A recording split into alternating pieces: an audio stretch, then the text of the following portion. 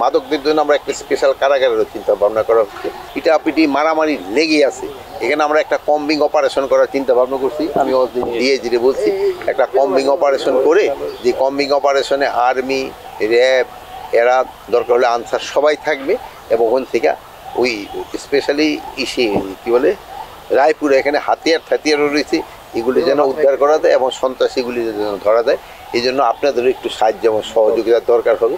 আর এখানে ভিতরে দেখলাম ম্যাক্সিমামই কিন্তু ম্যাক্সিমাম লোক মাদকের। এটার ক্ষেত্রে আপনাকে একটু দরকার, আপনারা জনগণকে একটু সচেতন করতে হবে।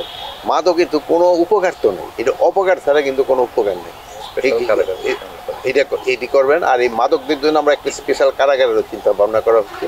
আর আমরা আরেকটা চিন্তা ভাবনা করছি, যেখানে কারাগারে যারা থাকে আপনারা দেখলেন যে ফ্যামিলিগুলি কিন্তু খুব খারাপ অবস্থায় থাকে। এই ফ্যামিলিগুলি যে তো পারবো না, বাট কারার ভিতরে যদি তারা একটু কাজের ব্যবস্থা করা যায়, এখান থেকে তারা একটু আয় করে ফ্যামিলির একটু সাপোর্ট করতে পারে, এই ব্যবস্থা আমরা করতেছি। বাট এগুলি করতে তো একটু সময় লাগে। টানা তৃতীয়বার অর্জন করেছে দেশের সেরা সুপার ব্র্যান্ড স্বীকৃতি বসুন্ধরা টিস্যু। 19শে জুলাই এই কারাগারটা মানে আগুন দিয়া করে দিছিল, এবং সব বন্দীরা কিন্তু পালায় চলে গেছিল। এর ভিতরে যারা পালায় গেছিল, এর ভিতরে অনেকে স্বেচ্ছায় আইসা আদি চলে আসছে, আর কিছু সংখ্যরে অ্যারেস্ট করা হয়েছে। কিন্তু সবাইরে কিন্তু অ্যারেস্ট করা এখনো যায় নাই, বাট আমাদের চেষ্টা আছে।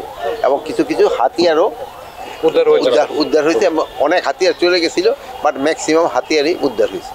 আর এখানে বন্দীদের দেখার উদ্দেশ্য হলো, আমাদের এই সরকার আসার পর বন্দীদের কিন্তু একটু খাবার মানটা উন্নতি করছে।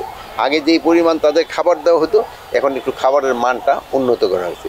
আর একটা জানান যে নরসিংদীতে কিন্তু আমাদের একটা নতুন কারাগার হচ্ছে, যেহেতু এই কারাগারটা কিন্তু একটু অনেক সময় ওভারলোড হয়ে যায়। ডেইলি কিন্তু অস্ত্র উদ্ধার হচ্ছে, অস্ত্র তো কিছু বাইরে রয়েছে, তা আমি অস্বীকার করবো না, বাইরে রয়েছে, বাট আমরা চেষ্টা করতেছি উদ্ধার করার।